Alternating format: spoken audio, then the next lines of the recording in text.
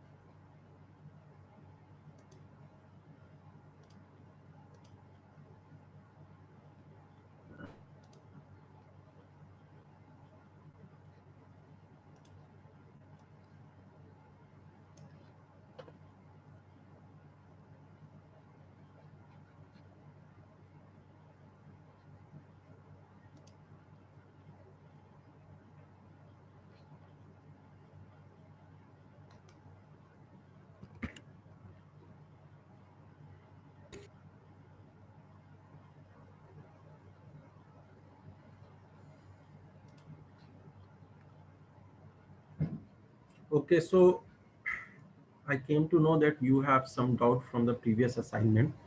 So, what are your doubts? Please tell me. I will discuss those doubts first.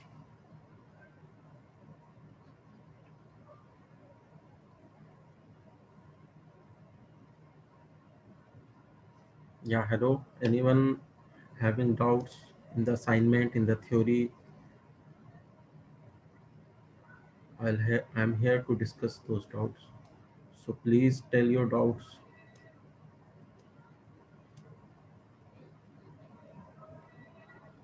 No one is having any doubt. सब सही है? Yes, sir, Mayor. हाँ हाँ बताओ.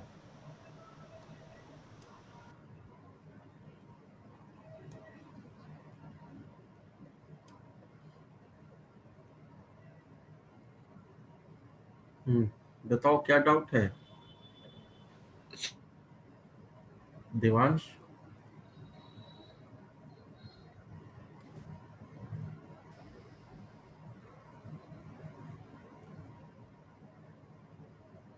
Devansh, you said that you have some doubt. Am I audible to everyone? Yes, sir. So I will discuss few questions today, and let's see how we can apply the theory which we have studied till now to those questions. Okay. So I have with me few questions here which I have brought specifically for you.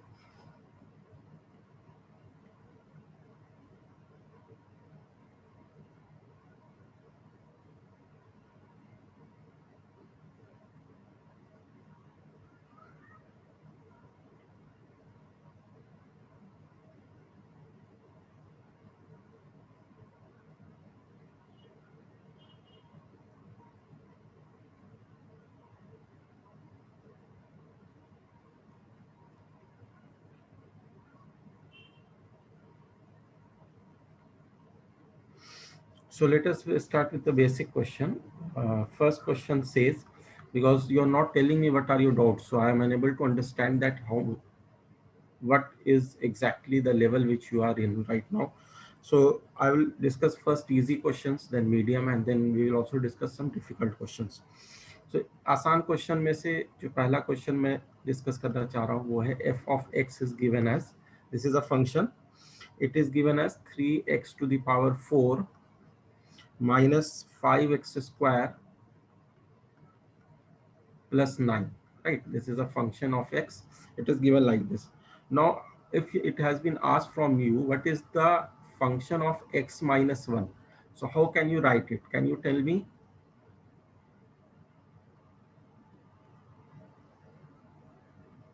So we'll put x minus 1 in place of x. Good. So we will put x minus 1 in place of x minus 1 to the power 4 minus 5. These are simple things, but sometimes we get confused. So this will become x minus 1 whole square plus 9. If you want, you can expand it further. Otherwise, you can leave it as it is. So this is first thing which we have to understand. Another question which I have with you is, if it is given that function of x, okay, is equal to 1 upon 1 minus x, right? Then in that case, it if it is being asked that what is the function of function of x, और हम लोग closing bracket भी लगाएंगे जैसे जैसे opening bracket लगाए हैं. तो if there are three functions which are one after the other applied to the function, uh, so if it is been asked to you that what is this value, how can you calculate it? Can you tell me?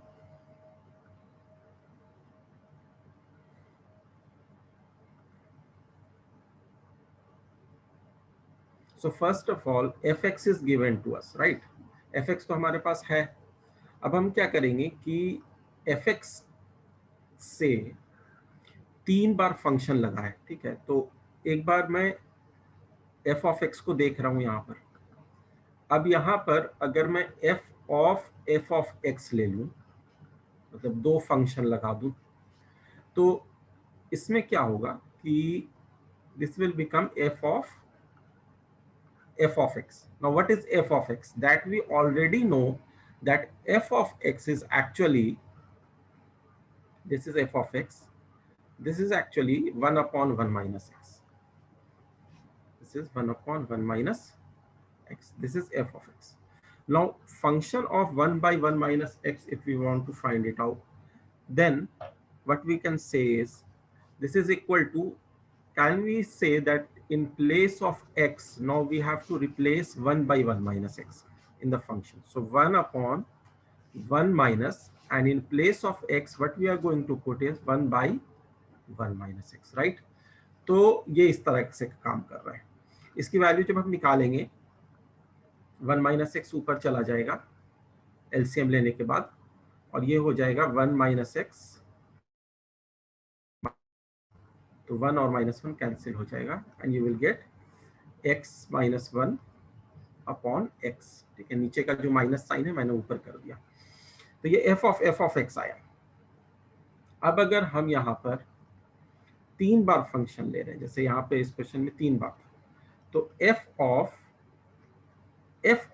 Of x हमने यहाँ पे निकाला है. This we have followed. f of x is x minus 1 by x. So f of x minus 1 by x. This is what we have to finally find. Now in place of x, in the fx, you have to place x minus 1 by x. So 1 by 1 minus, and in place of x, you will place x minus 1 by x, right? So this will become, after taking LCM and taking the denominator of denominator in numerator, what we will get actually is, so we will have x upon x minus x plus 1, and x will cancel. You will finally get x. So what we are finding it out is that the final answer is f of x is actually x. Is this clear to everyone? Yes, sir. Yes, sir. Good. Yes, sir. So note this down, and if any type of similar question comes, you can now do it.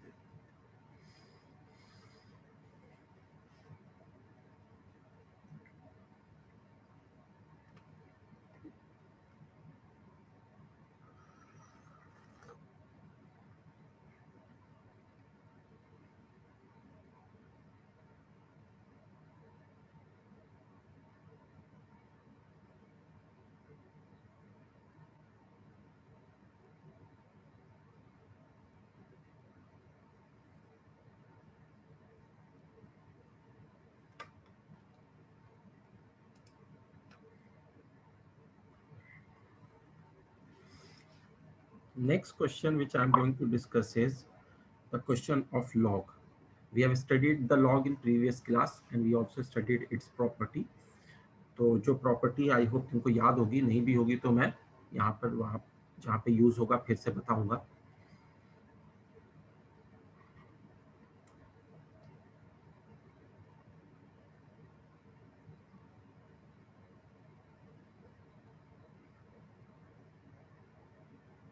I'm clearing this. So the third question is basically,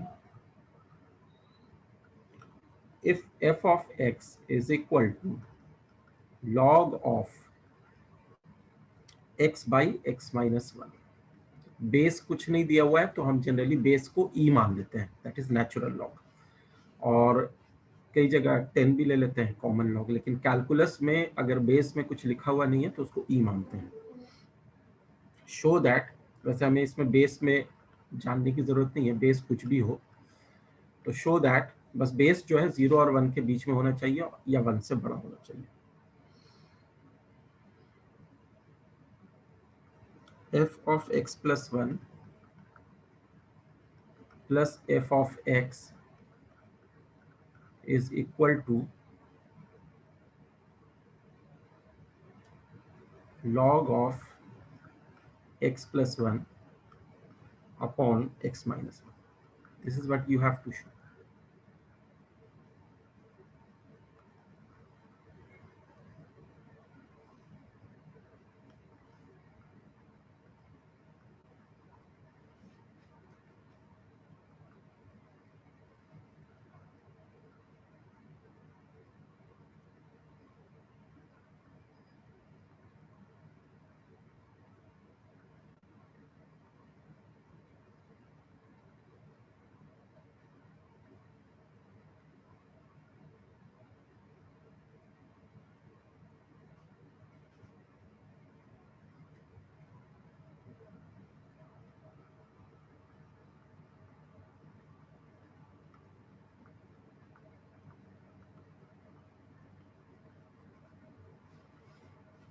Try this once.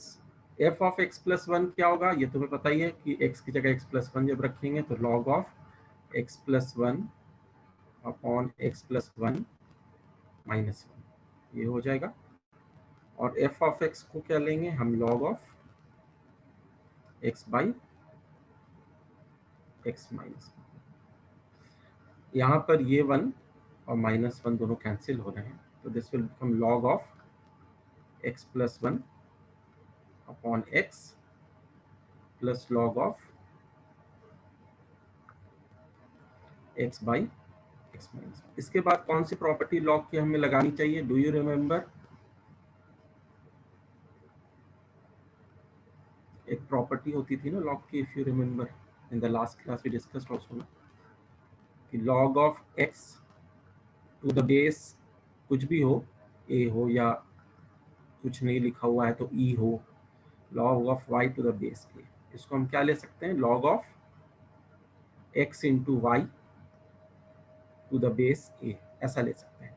तो ये दोनों जो addition में दिया हुआ है, अगर हम दोनों को कैलकुलेट करना चाहें तो log of x plus 1 by x multiplied with x by x minus 1, तो ये हो जाएगा, तो x x क्या हो जाएगा, यहाँ पे कैंसिल हो जाएगा, and you will get log of x plus 1 by x minus 1। Is it okay? Do you understand how we use the property? Yes, sir. Okay.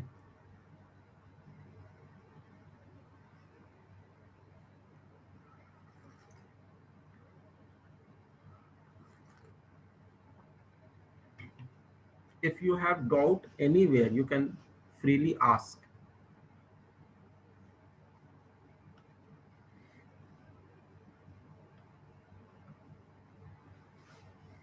Now we have another question with us.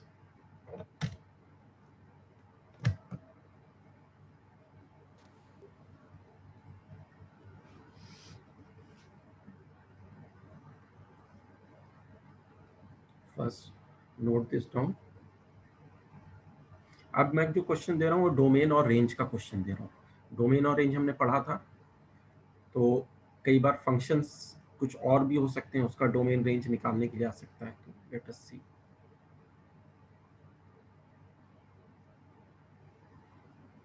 So I am clearing this. So fourth question for you is,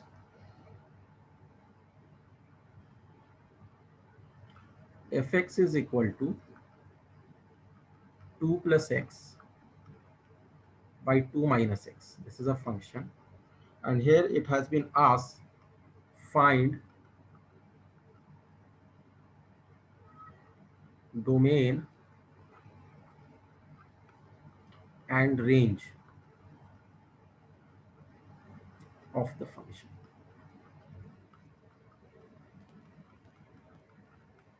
How will you find domain and how will you find range? Just try once, then I will tell you.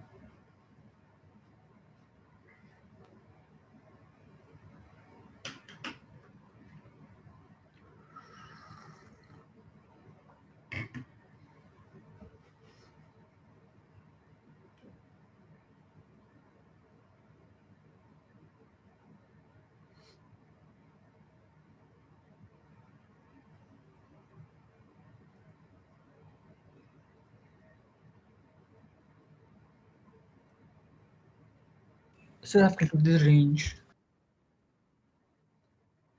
Sorry, Devansh. Sir, I have calculated the range. Okay, I've calculated the range. What is range? Sir, it's coming from 2 to infinity. From 2 to infinity. No, I don't think so.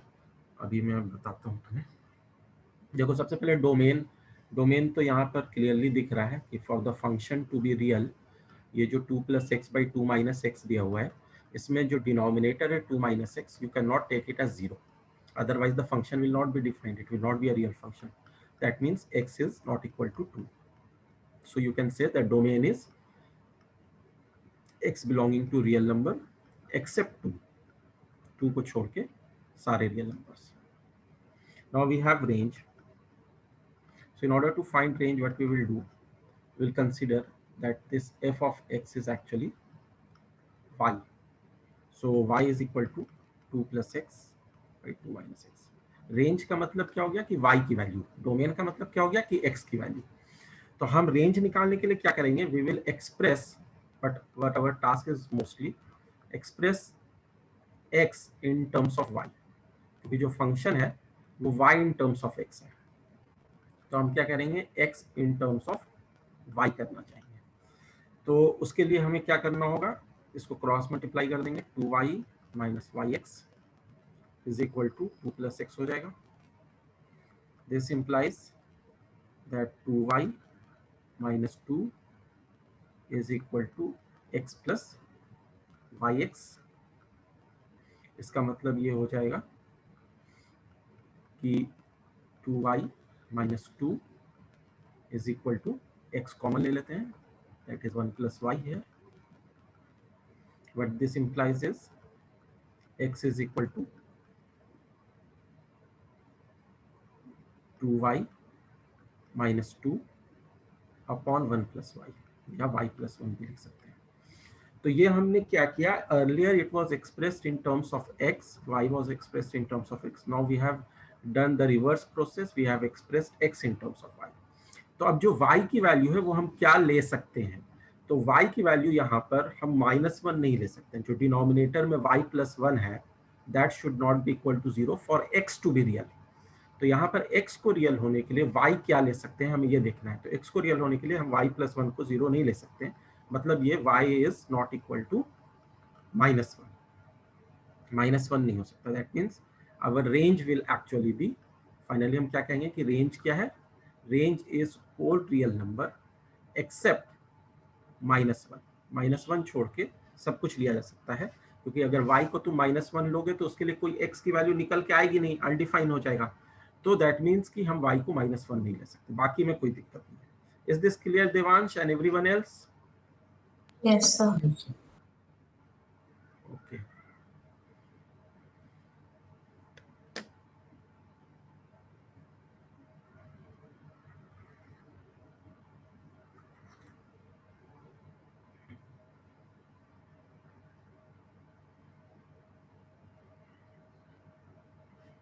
Now I will give you a question Yes, on sir. greatest integer function and fractional part function. Yes, sir.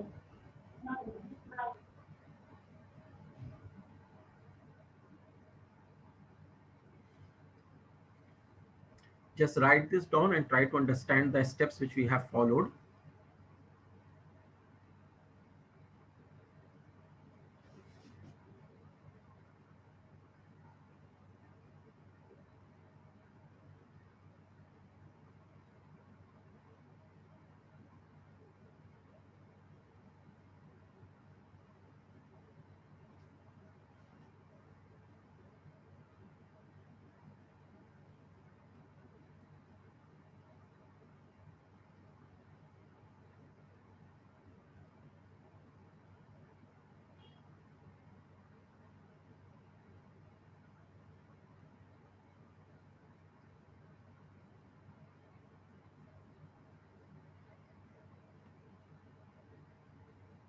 So should I clear this now?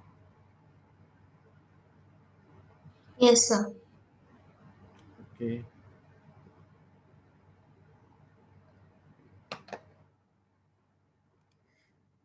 We have fifth question with us.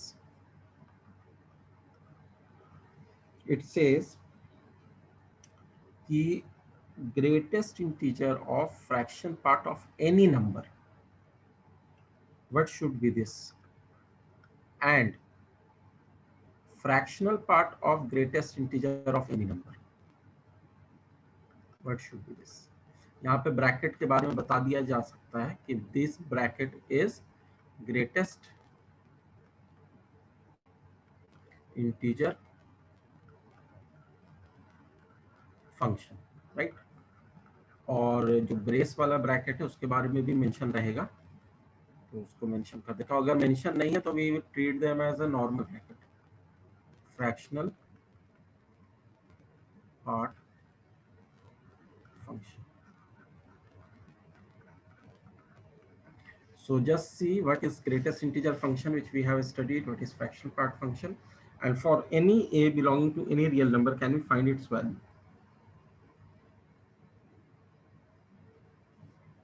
For any a belonging to real number, चाहे वो integer हो चाहे वो integer नहीं।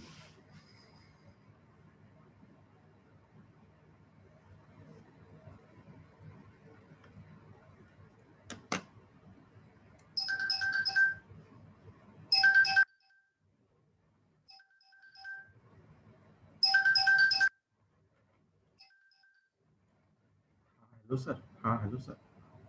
हाँ।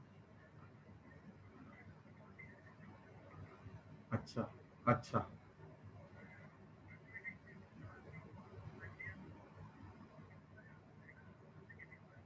हाँ हाँ। अच्छा ठीक है।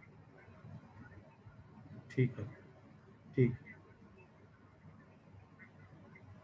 हाँ हाँ। हाँ।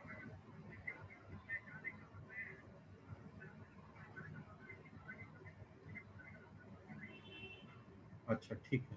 ठीक है सर। ठीक है।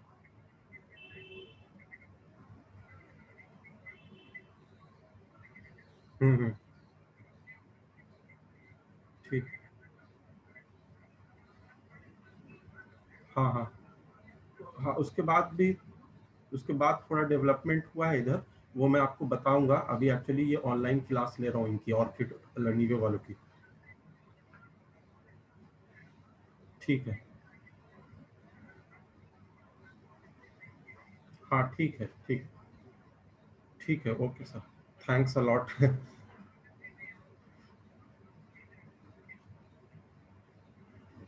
ठीक।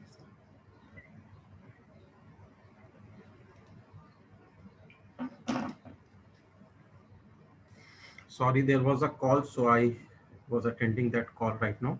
तो किसी का आया आंसर, कोई बता सकता है? No, sir. नो। देवांश ने तो हाथ खड़े कर दिए, नो सर। बाकी लोगों का क्या है सिचुएशन, बता सकते हो? ग्रेटेस्ट इंटीजर क्या होता था याद है? फ्रैक्शन पार्ट क्या होता था याद है? Yes, sir.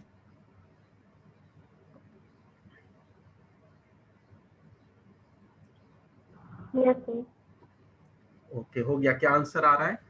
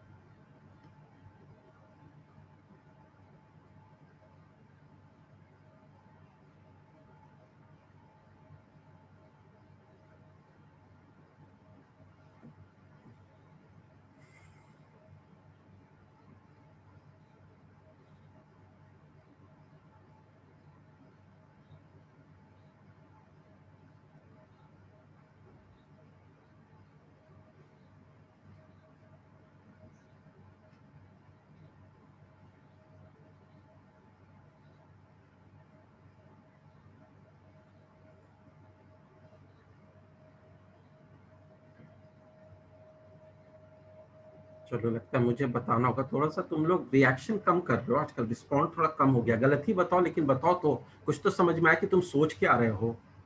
ये तो पता चले कि क्या सोच रहे हो, सही सोच रहे हो या नहीं सोच रहे हो। आयुषी, जो तुमने आंसर दिया वो सही नहीं है। देखो, ग्रेटेस्ट इंटीजर क्या होता है, फ्रैक्शन पार्ट क्या होता है, ये अच्छे से समझ में आना चाहिए। ठीक है, बस याद नहीं रखना है, समझना है अच्छे तरीके से, एब्जॉर्ब करना है। तो यहां पर जो है फ्रैक्शन पार्ट ऑफ ए है, और फ्रैक्शन पार्ट ऑफ ए का मतलब होता है, मैं पहले वाले की पहले बात कर रहा हूं, फिर दूसरे वाले में आएंगे। तो फ्रैक्शन पार्ट का क्या मतलब होता है? फ्रैक्शन पार्ट का मतलब होता है कि वैल्यू का फ्रैक्शनल पार्ट। ठीक है, तो फ्रैक्शनल पार्ट हमेशा 0 और 1 के बीच में होता है for any a belonging to real number. ये हमने ग्राफ भी पढ़ा था, इफ यू रिमेंबर। इस तरह का ग्राफ था फ्रैक्शनल पार्ट का, ऐसे ऐसे ऐसे। तो कोई भी नंबर होगा, उसका जो फ्रैक्शन पार्ट है वो 0 और 1 के बीच में होता है, और 1 कभी नहीं होता है, 1 से छोटा होता है, और 0 के बराबर हो सकता है अगर कोई इंटीजर है तो उसका फ्रैक्शन पार्ट। अब तुम क्या कर रहे हो कि इस फ्रैक्शन पार्ट ऑफ ए पे ग्रेटेस्ट इंटीजर लगा दे रहे हो।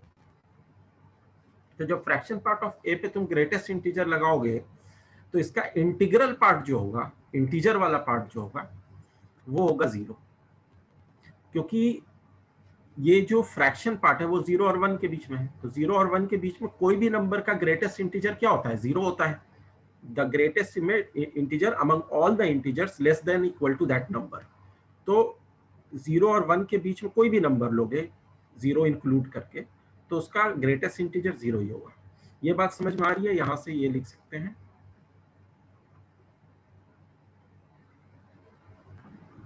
Yes, sir. Yes. Okay, Arushi and Yes, Ayushi. sir. Rest of you have understood this? Yes, sir. Yes, sir. So this Yes, sir. value is finally 0. अब हम दूसरे पे आते हैं, ये तो पहला था, दूसरे पे आते हैं। Greatest integer of a function of any number, किसी भी नंबर का ग्रेटेस्ट इंटीजर क्या होता है? वो हमेशा इंटीजर होता है, उससे जस्ट छोटा इंटीजर या उसके बराबर भी हो सकता है अगर वो खुद इंटीजर है तो that is an integer always. Greatest integer of A is actually I, always. अब जब हम इसका फ्रैक्शन पार्ट लेंगे, ग्रेटेस्ट इंटीजर ऑफ ए का जब फ्रैक्शन पार्ट लेंगे, तो इसका जो फ्रैक्शन पार्ट होगा वो क्या होगा? तो किसी भी इंटीजर का 1 हो, 2 हो, 3 हो, 1000 हो, 999 हो, -500 हो, कोई भी इंटीजर हो, पॉजिटिव नेगेटिव, उसका जो फ्रैक्शनल पार्ट होता है वो तो 0 होता है, क्योंकि उसका कोई फ्रैक्शनल ही नहीं होता है, वो खुद ही इंटीजर है। तो finally this value is actually 0। तो ये भी आंसर क्या देगा? 0 ही देगा।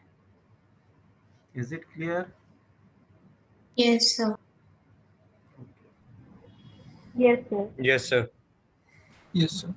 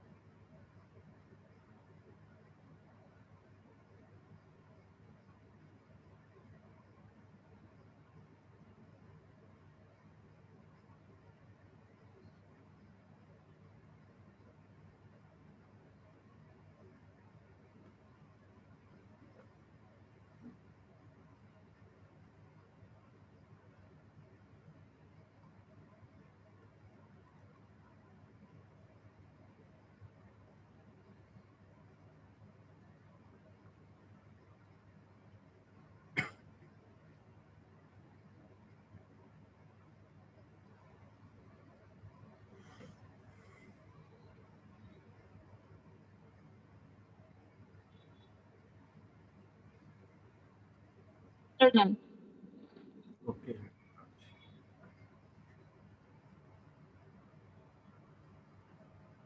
So we have the next question with us. This next question says, ये भी ग्रेटेस्ट इंटीजर पे है, ठीक है.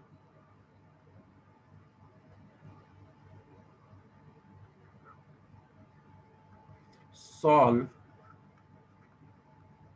x का ग्रेटेस्ट इंटीजर का square -4 equal to 0, and it is given where this represents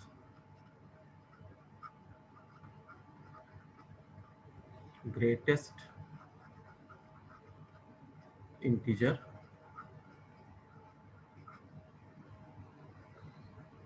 function.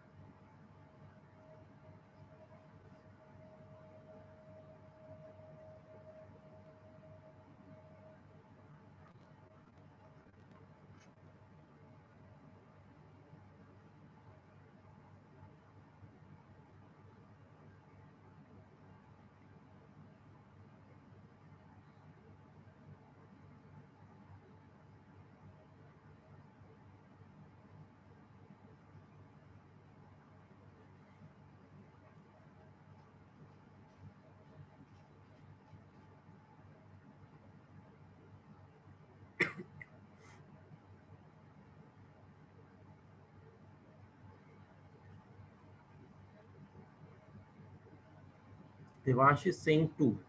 देखो दिवांश x की वैल्यू तो 2 नहीं है. देखो ये क्या है कि x का ग्रेटेस्ट इंटीजर का स्क्वायर इज इक्वल टू 4 हो गया. इसका मतलब यह है कि ग्रेटेस्ट इंटीजर ऑफ x जो होगा वो होगा ±√4, विच मीन्स इधर +2 और -2. तो ग्रेटेस्ट इंटीजर ऑफ x की दो वैल्यू आ सकती है, +-2, राइट. और जब +-2 आ सकती है तो दोनों केस देखते हैं. जब ग्रेटेस्ट इंटीजर ऑफ x 2 है तो उस केस में x क्या होगा. तो जब ग्रेटेस्ट इंटीजर ऑफ x 2 होगा तो x पे ये होगा कि x will belong to 2,3 interval, क्योंकि 2 और 3 के बीच में जो भी नंबर है उन सबका ग्रेटेस्ट इंटीजर 2 होता है. जब 3 पे पहुंचेगा तो उसका 3 हो जाएगा, लेकिन 3 हम इंक्लूड नहीं कर रहे हैं, 3 से पहले तक का ले रहे हैं. अच्छा, अगर हम ग्रेटेस्ट इंटीजर ऑफ x को -2 ले लेते हैं तो उस केस में x क्या लेना चाहिए, हमें बता सकते हो? So -2 to -2 point. Sorry, -2 to 3 to -3, but 3 will not be included. नहीं नहीं नहीं, देखो नंबर लाइन तुम्हारे दिमाग में होनी चाहिए. नंबर लाइन के हिसाब से ये देखो 0 है, 1 है, 2 है, 3 है. तो ग्रेटेस्ट इंटीजर ऑफ x अगर 2 है तो 2 से लेके 3 तक हमने लिया, ठीक है. अब अगर तुम -2 ले रहे हो तो -2 अगर ग्रेटेस्ट इंटीजर है तो उसके लिए तुम्हें x कहां से कहां लेना पड़ेगा. तुम्हें जो x लेना पड़ेगा वो -2 से लेके -1 तक लेना पड़ेगा, तब जाके ग्रेटेस्ट इंटीजर जो होगा वो -2 होगा. ये बात समझ में आ रही है? Yes, sir.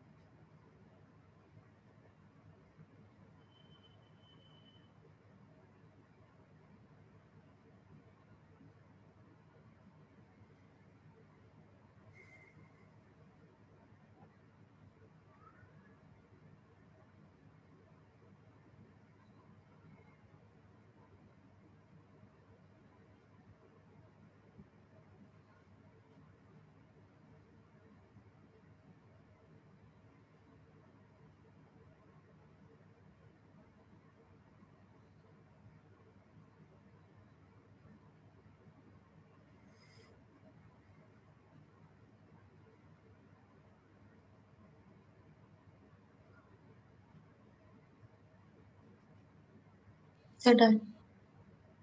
Okay,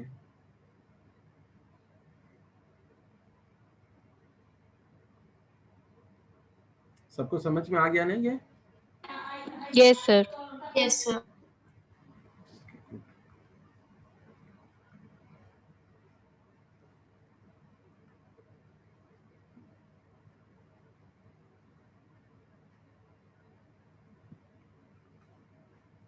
So we have next question with us.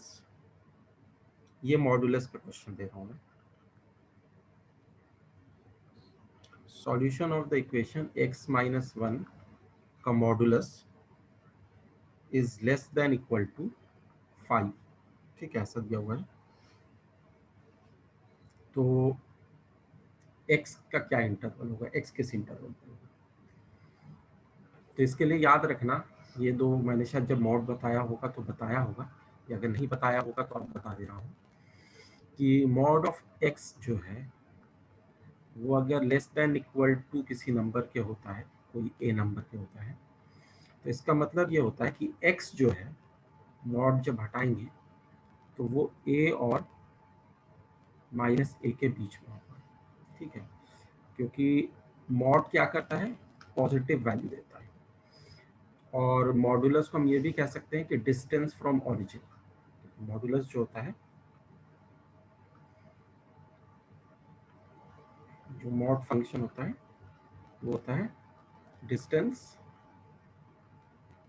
Of x from origin.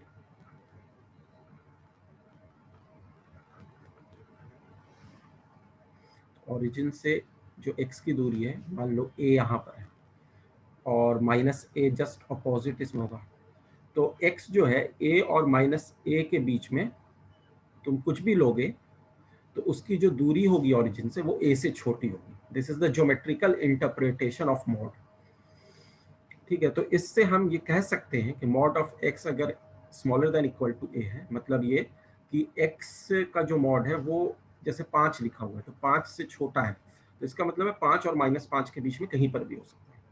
और दूसरी चीज ये है कि अगर इनइक्वालिटी ये वाली है, if inequality is this one कि mod of x is greater than equal to a, तो इसका मतलब क्या होता है कि इधर x is greater than equal to a और x is smaller than equal to minus a. क्या मतलब हुआ कि अगर डिस्टेंस a से ज्यादा है तो फिर इधर और इधर, यहां पर हम x को कुछ भी ले सकते हैं. सो या तो x को a से बड़ा लें या माइनस a से छोटा लें. तो इस कॉन्सेप्ट को यूज करके तुम्हें ये क्वेश्चन करना है.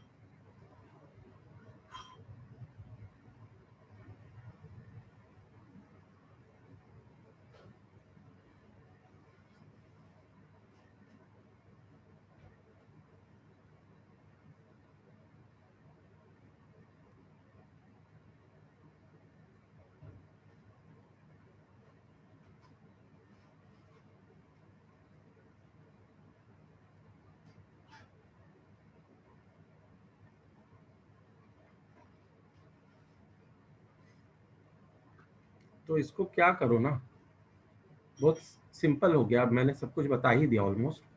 तो इसमें तुम्हें क्या करना है कि जो मॉड के अंदर है x माइनस 1 वो 5 और -5 के बीच में होगा।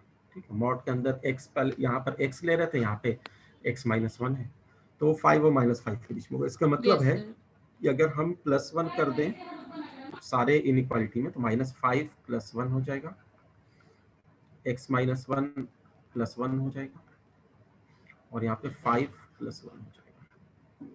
तो ये हो जाएगा -5 + 1 -4, यहाँ पर x रह जाएगा, और यहाँ पे 5 + 1 6 हो जाएगा। सो x की जो वैल्यू होगी वो -4 से 6 के बीच में।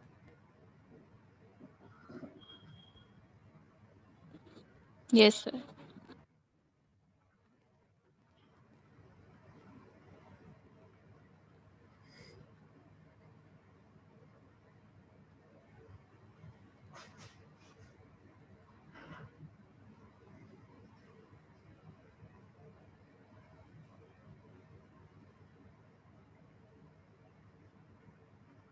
अच्छा, इसमें मैं थोड़ा सा चेंज अगर कर देता, अगला क्वेश्चन मैं ये दे दूं, question number 8, mod of x - 1 is actually greater than equal to 5।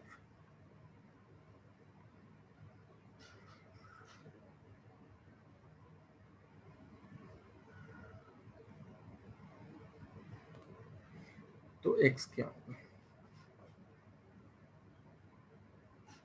So less than equal to -4 and greater than equal to 6. Correct, very correct. So यहाँ पर क्या हो जाएगा, अगला वाला केस ग्रेटर देन के लिए x - 1 greater than equal to 5 और x - 1 less than equal to -5, which means x is greater than equal to 6 +1 कर देंगे दोनों साइड, और x is less than equal to -4।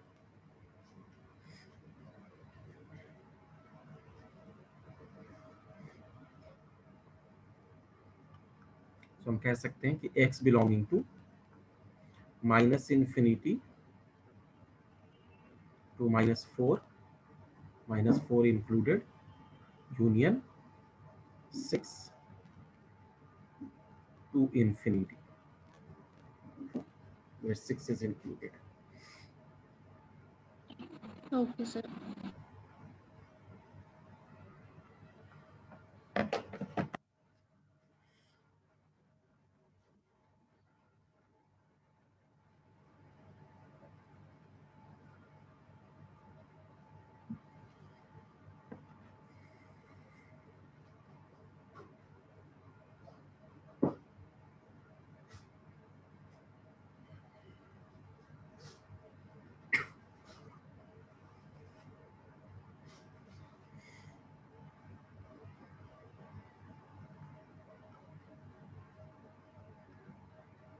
Sir, done.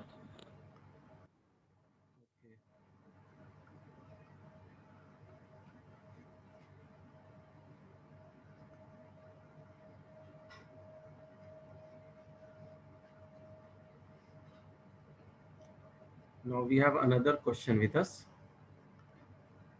Question number 9. It says, next class से हम लोग नया chapter start करेंगे, ट्रिग्नोमेट्री, फाइंड रेंज ऑफ, इसलिए आज हम लोग बस क्वेश्चंस डिस्कस कर रहे हैं। x² + 1 upon x² + 1।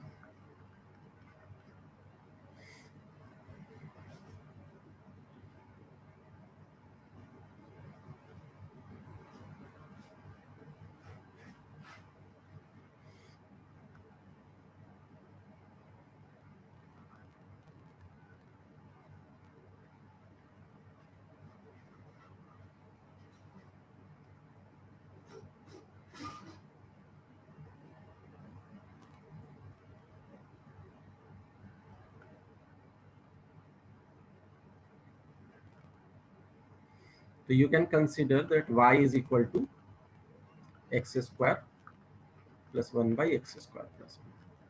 और उसके बाद तुम्हारा क्या काम होगा कि x को y के टर्म में एक्सप्रेस करना है। अभी तो y x के टर्म में, x को y के टर्म में एक्सप्रेस करना है।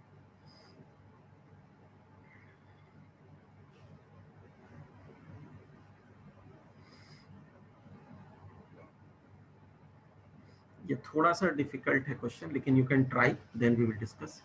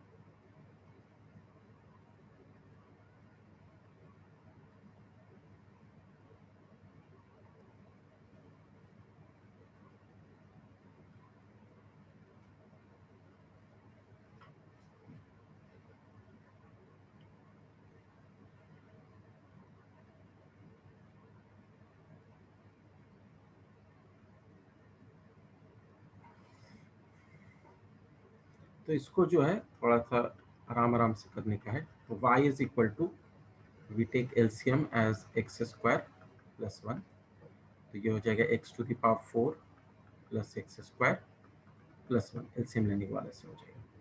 इसके बाद हम क्या कर सकते हैं, एक्स स्क्वायर प्लस 1 को इधर मल्टीप्लाई कर दें, तो this will be x to the power 4 plus x square plus 1। इसके बाद क्या कर सकते हैं, x to the power 4 plus x square, और y वाला एक्स स्क्वायर जो लेफ्ट में उसको भी राइट में ले जाते हैं, 1 माइनस वाई हो जाएगा plus 1 minus y is equal to 0। तो ये हो गया एक क्वाड्रेटिक। किस तरह का क्वाड्रेटिक हो गया, अगर इसको ध्यान से देखो,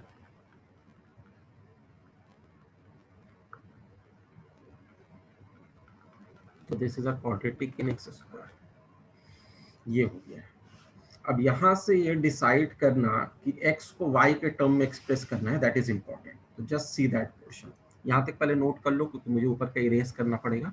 अभी तक तो हम लोग कैलकुलेशन कर रहे थे, अब x को y के टर्म में एक्सप्रेस करेंगे। सबको पता है क्वाड्रेटिक इक्वेशन जो क्लास 10th में पढ़ी है या नहीं पढ़ी, क्वाड्रेटिक इक्वेशन पढ़ी है, ax square plus bx plus c is equal to 0 होता है। Yes, तो sir. x जो होता है तो डिग्री 4 है। माइनस बी, हाँ डिग्री 4 है, कोई बात नहीं, minus b plus minus root over b square minus 4ac by 2a, this is the formula.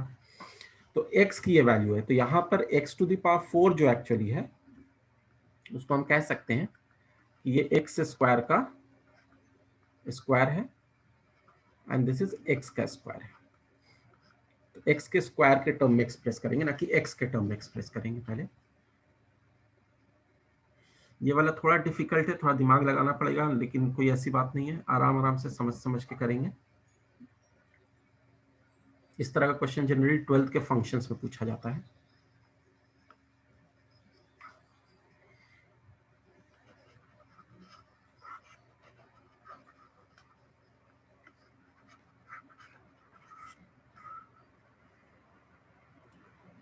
So we have here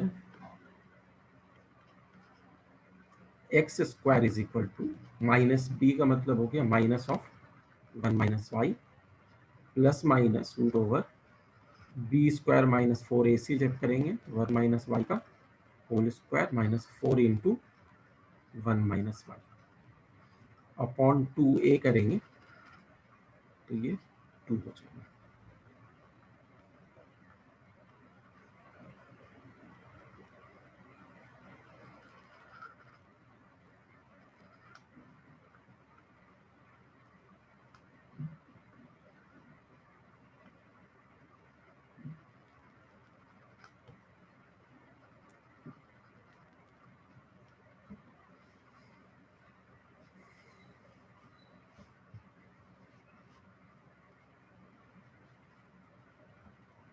ये समझ में आया ना ये कैसे एक्सप्रेस किया है? Yes, sir. Yes, sir. Yes, sir. Okay, minus solve करके y माइनस 1 बन जाएगा, प्लस माइनस रूट ओवर, इसको एक्सपैंड करते हैं अगर तो 1 का स्क्वायर प्लस y का square minus 2y minus 4 plus 4y upon 2। इसके बाद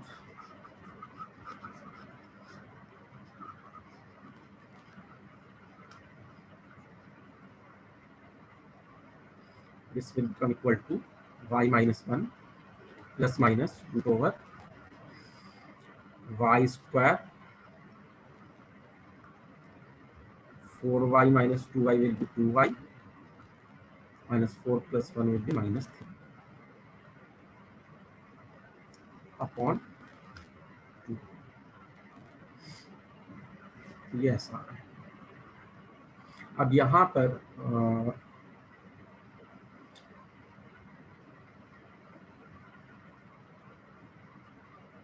यहाँ पर जाकर तुम्हें थोड़ा सा अलर्ट होके ये देखना होगा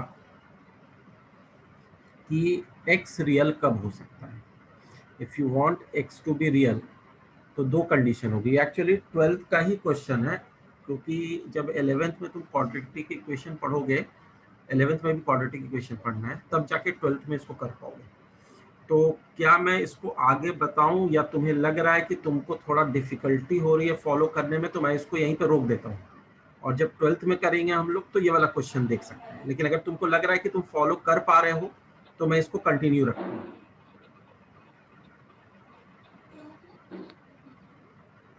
सर थोड़ा डिफिकल्ट लग रहा है। डिफिकल्ट लग रहा है, ठीक है, तो इसको अब मैं और आगे नहीं करता हूँ। ठीक है, ये यहाँ तक का सब कुछ सही था। मान लो कि अगर क्वेश्चन में होता express x in terms of y, तो तुम ये आंसर लिख सकते थे। ठीक है, express in terms of y मतलब यहाँ से अगर तुम स्क्वायर हटाते तो एक स्टेप और डाल सकते थे। That step is that. Sir वैसे हम अगर इसे सॉल्व करें तो सर इसके बाद क्या करना होगा? अब वही तो मैं पूछ रहा हूँ, इसके बाद का तो मैं सॉल्व करके ही बताऊंगा ना। तो वो तो अगर तुम्हें समझ में आ रहा है, थोड़ा बहुत दिक्कत नहीं हो रही तो मैं बताता हूँ और आगे। लेकिन अगर थोड़ी डिफिकल्टी फेस हो रही है, तो ज्यादा डिफिकल्टी फेस हो रही है तो नहीं बताऊंगा, थोड़ी हो रही है तो बता दूंगा। सर बता दो एक बार। अच्छा, बता देता हूँ। तो इससे क्या आया कि x is equal to plus minus root over, यहाँ से हम x का स्क्वायर हटा रहे हैं ना तो यहाँ पर रूट डालेंगे, y माइनस 1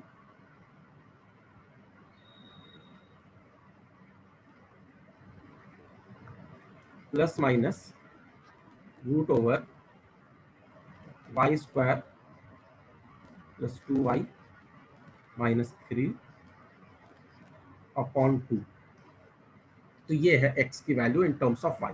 अब यहाँ से हमें रेंज के बारे में समझना है। तो जब रेंज के बारे में समझना है तो एक चीज ये है कि देखो, ये बता देता हूँ कि ये जो स्क्वायर रूट के अंदर है ना, ये वाले स्क्वायर रूट के अंदर, this should be greater than equal to 0। एक तो ये कंडीशन लगेगी, y square plus 2y minus 3 will be greater than equal to 0। इसको सॉल्व करना पड़ेगा क्योंकि ये रूट के अंदर है, रूट के अंदर निगेटिव नहीं रह सकता है। एक तो ये कंडीशन लगेगी, इसको सॉल्व करना पड़ेगा। This is purely quadratic equations, rather it is quadratic inequations, inequality है। तो ये हम लोग जब क्वाड्रेटिक इक्वेशन चौथा पांचवा चैप्टर है उसमें पढ़ेंगे तभी जाके हम कर पाएंगे।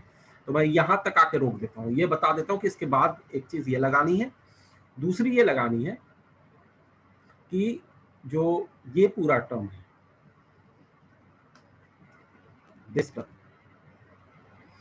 तो y माइनस 1 प्लस कोई एक ले लो, माइनस तो हो सकता है नहीं हो तो प्लस वाला ले लो। तो उसका रीजन ये है कि माइनस वाला अगर इमेजिनरी दे रहा हो और प्लस वाला रियल दे रहा हो तो हम रियल वाला एक्सेप्ट कर सकते हैं। तो ये भी वही क्वाड्रेटिक कॉम्प्लेक्स नंबर्स में आ गया। y minus 1 plus y square plus 2y minus 3 this should also be greater than equal to 0 so that कि बड़ा वाला स्क्वायर रूट जो है वो भी ट्रू है। तो इसके आगे हम लोग ये करेंगे, लेकिन अभी मैं कर नहीं रहा हूँ। अगर मैं अभी करूंगा तो फिर सारा बाउंस कर जाएगा। सर आपने इसमें Yes, माइनस sir. वाला क्यों नहीं दिया? क्या नहीं दिया? सर माइनस वाला क्यों नहीं लिया? माइनस वाला इसलिए नहीं लिया, जैसे मान लो फॉर एग्जांपल हमारे पास है √3 प्लस -4, मैं एक एग्जांपल ले रहा हूँ, अपॉन 2। मान लो कि जो y-1 आया वो 3 है for some value of y, और उसी टाइम पे ये वाली जो वैल्यू आ रही है, ये वैल्यू आ रही है सपोज कर लो 4। तो 3 ± 4 में दो पॉसिबिलिटी है। एक तो ये है कि अगर माइनस वाला लेंगे तो -1/2 का स्क्वायर रूट हो जाएगा। दूसरी पॉसिबिलिटी है कि अगर प्लस वाला लेंगे तो 7/2 का स्क्वायर रूट हो जाएगा। तो एक वैल्यू जो है वो एक्सेप्टेबल अगर है, -1/2 इज नॉट एक्सेप्टेबल, क्योंकि माइनस में जो वैल्यू है वो रूट के अंदर नहीं हो सकती, तो इसको हम एक्सेप्ट नहीं कर रहे। लेकिन प्लस वाली तो है, ये तो एक्सेप्ट कर सकते हैं। तो हम प्लस वाला इसलिए ले रहे हैं क्योंकि अगर वो एक्सेप्टेबल है तो माइनस वाले के बारे में हमें सोचना नहीं पड़ेगा, हम वो ले सकते हैं। सर तो ये हमें सॉल्व करके पता चला है कि ये ग्रेटर देन y-1 है, राइट वाला। क्या चीज? सर जैसे राइट आपने वाला उसको क्या बोल 4 रही हो? लेट करा है, उससे बड़ा लेट करा है। हाँ, बड़ा लेट करा है। अगर छोटा होता तो दोनों रियल वैल्यूज देते हैं। मान लो अगर 3 ± 2 होता अपॉन 2, इसका रूट होता, तो उस केस में हमारे पास 5/2 भी आता और 1/2 का अंडर रूट भी आता, तो दोनों एक्सेप्टेबल थे। लेकिन हमने सेफ साइड में कि अगर मान लो कि कुछ माइनस में भी आ रहा है तो प्लस वाला तो कम से कम रहे, तो इसलिए मैंने प्लस वाला ले लिया। ओके ठीक है, यह भी बहुत कॉम्प्लिकेटेड लग रहा होगा थोड़ा सा, क्योंकि तुमने वो चैप्टर्स अभी नहीं किए हैं, इसलिए ये क्वेश्चन 12th के फंक्शंस में मोस्टली डिस्कस होता है। इसको करने का एक दूसरा तरीका भी है, लेकिन मैं अभी उसमें नहीं जा रहा हूँ। तो इसको यहीं तक समझ लो, जितना भी समझ में आ रहा है बहुत अच्छा है, कोई परेशानी वाली बात नहीं है। और इसके आगे अभी ट्राई मत करो, इसके आगे इतना तक समझ लिए बहुत है, इतना तक भी समझ लिए तो बहुत है। Okay sir.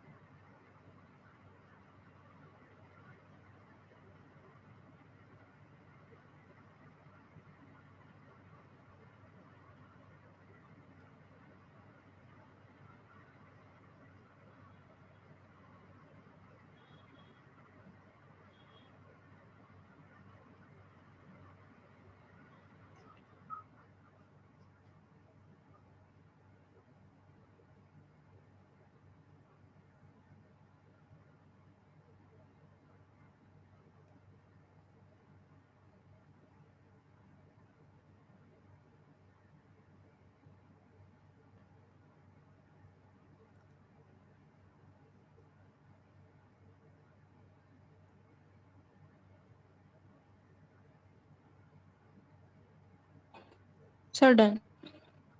ओके,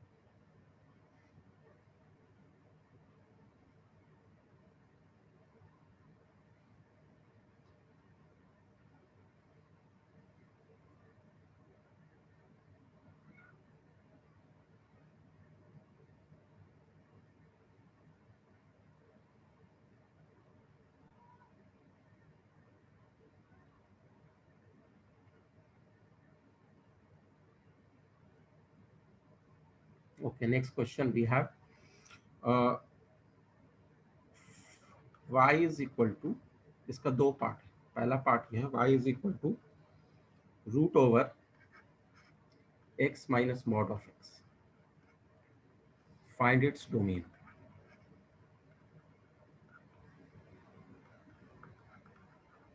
और दूसरा पार्ट है y is equal to root over mod of x minus x. इसमें भी find its domain.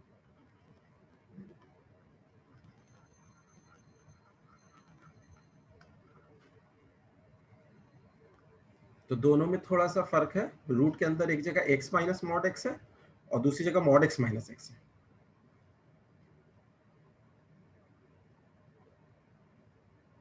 Mod x का याद होगा, मैं एक बार लिख भी देता हूँ कि मॉड x क्या होता था। If you remember, mod x को जो डिफाइन करते थे हम एनालिटिकली, वो करते थे कि mod x is actually x if x is greater than equal to 0। मतलब पॉजिटिव ऑलरेडी है तो वही रहेगा, और निगेटिव है तो पॉजिटिव बन जाएगा। कैसे बनेगा? माइनस ऑफ x हो जाएगा if x is less then 0।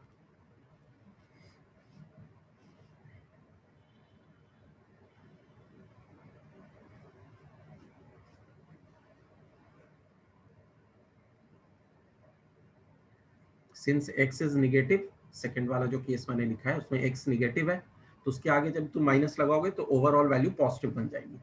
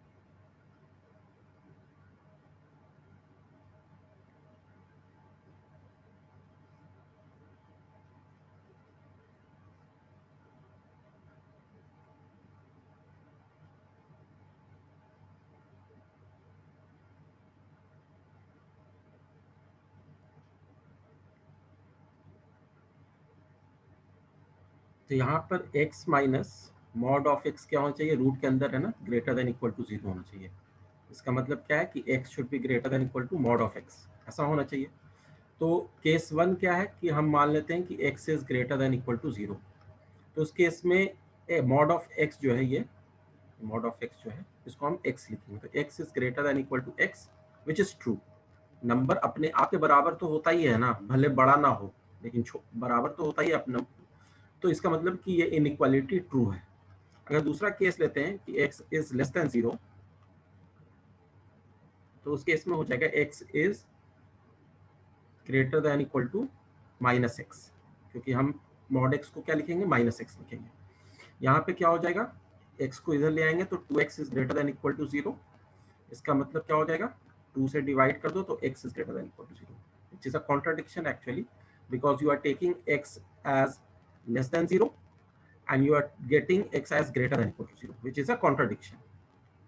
तो इसका क्या मतलब है कि हम ये वाला केस नहीं ले सकते। We can't take this case which is a contradiction. So what we will say that we have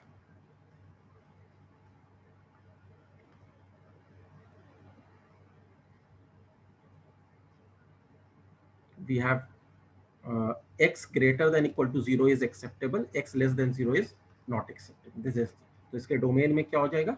domain will be 0 to infinity, या कह सकते हैं non negative real numbers. Yes, sir.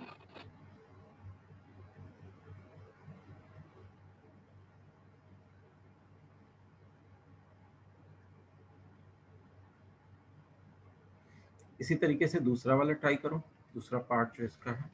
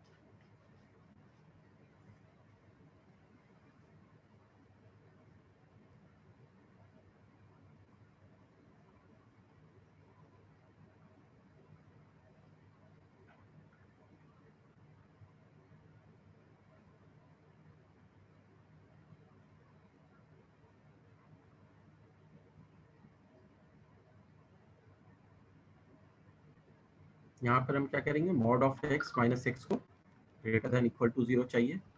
इसका मतलब क्या होगा, mod x greater than equal to x, ये चाहिए। यहाँ पर भी पहला केस क्या लेंगे, x is greater than equal to 0, तो हमें क्या मिलेगा, mod x will be x greater than equal to x, which is true in fact, तो ये एक्सेप्टेबल हो गया। और दूसरा केस क्या लेंगे, x इज लेस देन 0, तो जो मॉड x है वो माइनस एक्स हो जाएगा, तो minus x is greater than equal to x। इसका मतलब क्या हो गया, 0 is greater than equal to x plus x 2x। इसको हम कह सकते हैं कि 2 से डिवाइड करने के बाद x is less than equal to 0, तो x 0 या उससे छोटा है, तो this is not a contradiction. x को हम 0 से छोटा लिए हैं और आया भी है x less than equal to 0, तो ये कॉन्ट्राडिक्शन नहीं है, x 0 से छोटा एक्सेप्टेबल है।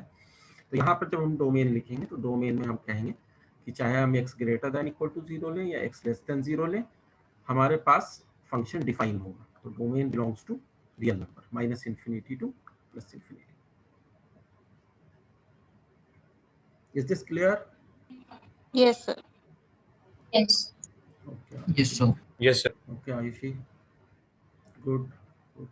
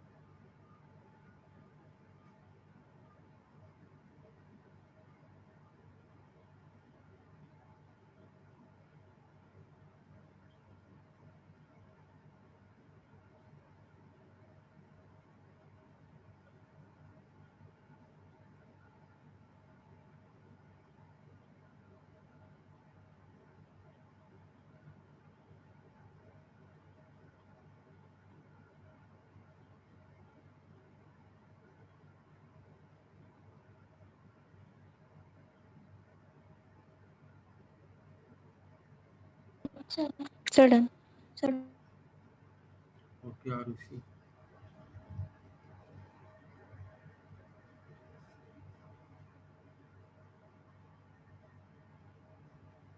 Next question we have, the last question of the day. So find domain of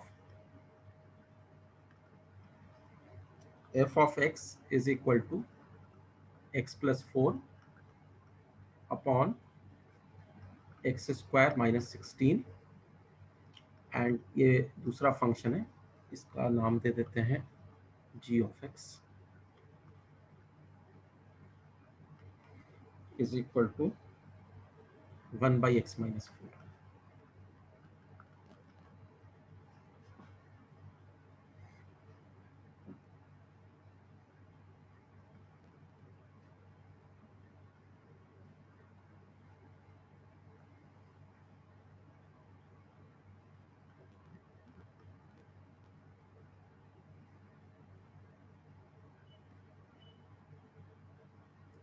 तो यहाँ पर जनरली एक मिस्टेक कर देते हैं लोग। दैट मिस्टेक इज दैट कि ऐसे तो सीधे सीधे निकालोगे तो निकल जाएगा। जैसे एफ ऑफ एक्स वाले फंक्शन की बात करें तो इसके डिनोमिनेटर में क्या है, एक्स स्क्वायर माइनस 16 है। That should not be equal to 0 of course, ठीक है। एक्स स्क्वायर माइनस 16 जो डिनोमिनेटर में वो 0 नहीं होना चाहिए, मतलब एक्स स्क्वायर जो है वो 16 नहीं होना चाहिए। इसका मतलब है कि एक्स क्या नहीं होना चाहिए, +-4 प्लस नहीं होना चाहिए। तो it's domain is x belonging to real number except plus minus 4। G x जो है वो है 1/x माइनस 4। तो x माइनस 4 जो है वो 0 नहीं होना चाहिए। इसका मतलब x जो है वो 4 नहीं होना चाहिए। इसका मतलब क्या हो गया, x belong to real number except 4। अब इसमें थोड़ी सी मिस्टेक, ये दोनों सही है, दोनों आंसर करेक्ट है। कई बार जो कैच है वो मैं तुम्हें बताना चाहूंगा कि इसको कई बार लोग लिखते हैं x plus 4, x square minus 16 को लिख सकते हैं x plus 4 into x minus 4 by identity of a square minus b square. उसके बाद क्या करते हैं कि ये x प्लस 4 और ये x प्लस 4 को कैंसिल करके लिख देते हैं 1/x माइनस 4। तो इस हिसाब से देखो तो इसके डोमेन में बस 4 नहीं होना चाहिए, लेकिन जब हमने यहाँ पे डोमेन निकाला तो प्लस माइनस 4 दोनों को हटाना पड़ा। तो क्या चक्कर है, एक्सप्लेन कर सकते हो? सो कैंसिल नहीं कर सकते क्यों नहीं कैंसिल कर सकते हैं, दोनों तो सेम है, x प्लस 4 x प्लस 4। क्योंकि सर हमें x की वैल्यू नहीं पता। अगर x की वैल्यू 4 आ गई तो सर फंक्शन नॉट डिफाइंड हो जाएगा। -4 आ गई। Yes sir. गुड समीक्षा। तो बेसिकली समीक्षा तुम्हारी पहली क्लास है ना ये? सर आपके साथ मेरी 1-2 क्लास पहले हो चुकी हैं। अच्छा, हो चुकी है। तो बेसिकली ये हो गया 1/x माइनस 4। तो ये जो हुआ है, ये जो हमने स्टेप लिया x plus 4 upon x plus 4 into x minus 4, इसको हम अगले स्टेप में x प्लस 4 और x प्लस 4 को तभी कैंसिल कर सकते हैं और इसको ऐसा तभी लिख सकते हैं when x plus 4 is not a zero quantity, zero ना हो। दैट मीन्स x जो हो वो -4 के बराबर नहीं हो। अगर x -4 के बराबर नहीं होगा तभी ये कैंसिलेशन हो सकता है, क्योंकि सिंपल सी बात है कि 5/5 जो होता है वो कैंसिल होके 1 दे देता है।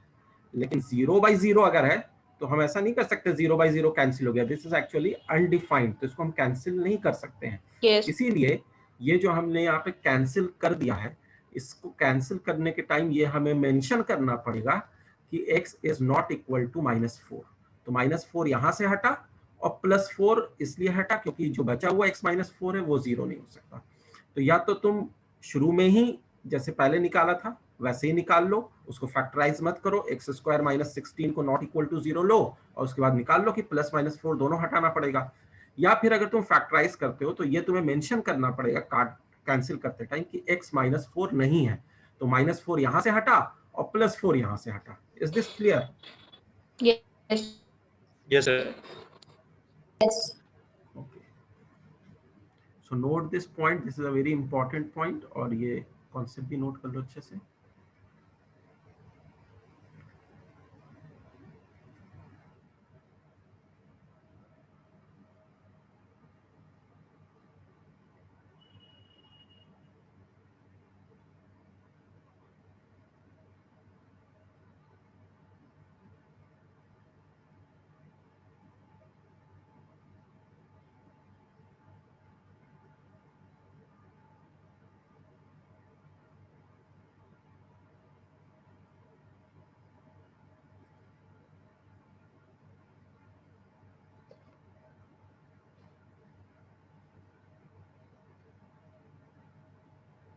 सर अगर हम पहले ये चीज बोल दें फंक्शन में कि x is not equal to -4 तो हम इसको कैंसिल कर सकते हैं। हाँ, तब कैंसिल कर सकते।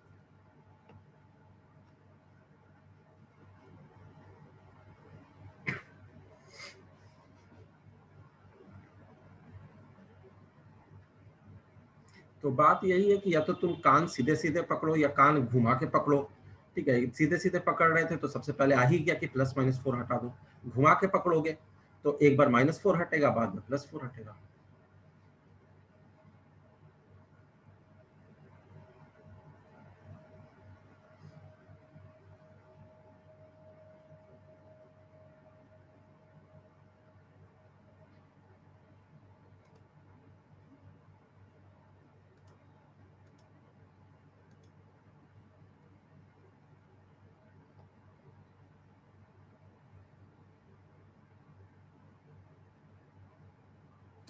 सर मेरे पास एक ऐसा ही क्वेश्चन था सर जिसमें मुझे डाउट आ रहा था सॉल्व करने में, सर एक बार वो बता सकते हो आप?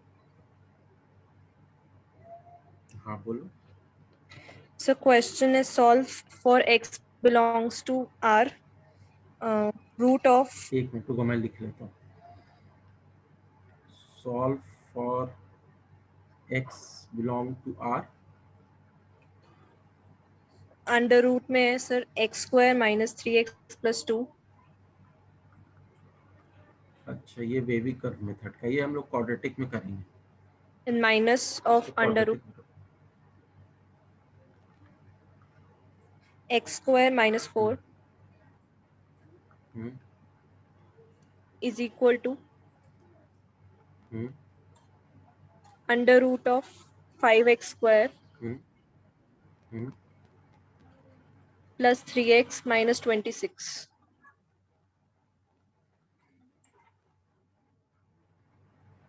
अच्छा, और ये है question, solve for x belong, मैंने सही लिखा है ना? यस ओके, ये तो कैलकुलेशन बेस्ड क्वेश्चन है, बहुत ही ज्यादा कैलकुलेशन हो जाएगी इसमें। इसमें अच्छा, इसमें वो भी लगेगा, वेवी कर्व मेथड भी लगेगा। तो इसको जो है ये क्वाड्रेटिक के बाद ही तुम कर पाओगी। क्वाड्रेटिक तुमने किया है? यस सर मैं स्कूल में करा दिया। नहीं, जो एनसीईआरटी वाला क्वाड्रेटिक है उससे बस नहीं होगा। एनसीईआरटी वाला कराया है ना स्कूल में? नो सर, ये क्वेश्चन एक्चुअली सर ने दिया था होमवर्क में। अच्छा ठीक है, तो वेवी कर्व मेथड इसमें लगेगा। वेवी कर्व मेथड बताया उन्होंने? Yes sir. तो वेवी कर्व मेथड से तुम्हें ये पता करना पड़ेगा। अब बाकी बच्चों को तो नहीं पता है, बाकी बच्चों के लिए ये एकदम अननोन हो जाएगा, तो मैं तुम्हें थोड़ा सा बता देता हूँ स्टेप, और उसके बाद तुम अपने से ट्राई कर लेना, और नहीं होगा तो फिर तुमको मैं अलग से करके नेक्स्ट क्लास में भेज दूंगा। तो इसमें ये करना होगा तुम्हें कि ये स्क्वायर रूट के अंदर जो है x² - 3x + 2, इसको ग्रेटर दैन इक्वल टू 0 लेना पड़ेगा। x² - 4, इसको ग्रेटर दैन इक्वल टू 0 लेना पड़ेगा। और 5x² + 3x - 26, इसको ग्रेटर दैन इक्वल टू 0 लेना पड़ेगा। तीनों का जो भी x का वैल्यू आएगा, x belong to which interval, here x belong to which interval, here x belong to which interval, तीनों का कॉमन लेना पड़ेगा, इंटरसेक्शन लेना पड़ेगा जो तीनों को सेटिस्फाई करे। तो वहां से तुम्हारा रास्ता निकल जाएगा। जब तुम तीनों का कॉमन निकालोगी तो वहीं से तुम्हारा रास्ता निकल जाएगा। Is this clear? ये वेवी कर्व मेथड से तुम इसको सॉल्व करोगी, इनइक्वालिटीज को। सर जो उसका इंटरसेक्शन आएगा वही हमारा आंसर होगा? नहीं, वो आंसर नहीं होगा, वो रीजन होगा जिसके लिए तुम x को सॉल्व कर सकती हो। फिर उसके बाद अगर x, मान लो इसका इंटरसेक्शन फाई आ गया, तो फिर x को तो सॉल्व ही नहीं कर सकती ना, फिर क्वेश्चन वहीं पे खत्म हो जाता है। और बहुत हाई चांस है कि इसका इंटरसेक्शन फाई आएगा। अगर फाई नहीं आता है, कुछ और आ जाता है, तो फिर इसको सॉल्व करना पड़ेगा। लेकिन पहले तो ये करना पड़ेगा कि इसका इंटरसेक्शन निकालना पड़ेगा। और बहुत हाई चांस है कि इन तीनों का जो इंटरसेक्शन होगा वो मोस्ट प्रोबेबली फाई ही होगा, क्योंकि अदरवाइज कुछ और होता है। तो इसको सॉल्व करने का मतलब है कि बहुत बड़ा इक्वेशन सॉल्व हो, दोनों साइड स्क्वायरिंग करो, एक बार करो, फिर एक स्क्वायर रूट आ जाएगा, फिर दोबारा करो, तो 2 बार स्क्वायरिंग करनी पड़ेगी इसको। सर तीनों में x - 2 एक रूट आ रहा है। x - 2 तीनों में एक रूट आ रहा है, मतलब x = 2। तो वही इंटरसेक्शन होगा ना, फिर Yes, वही sir. इंटरसेक्शन होगा। तो x is equal to 2 will be the intersection. अगर तीनों में intersection x is equal to 2 आ रहा है तो दैट इज द इंटरसेक्शन। उसको इसमें पुट करके देख लो कि whether LHS is equal to RHS और नॉट। अगर एक ही वैल्यू आ रही है तो उसको तो डायरेक्ट पुट करके देख सकते हैं ना कि LHS RHS के बराबर है या नहीं है for x is equal to 2। मेरी बात समझ में आ रही है? Yes, sir. तो ऐसे हो जाएगा, इसको ट्राई करना, ऐसे ये हो जाएगा।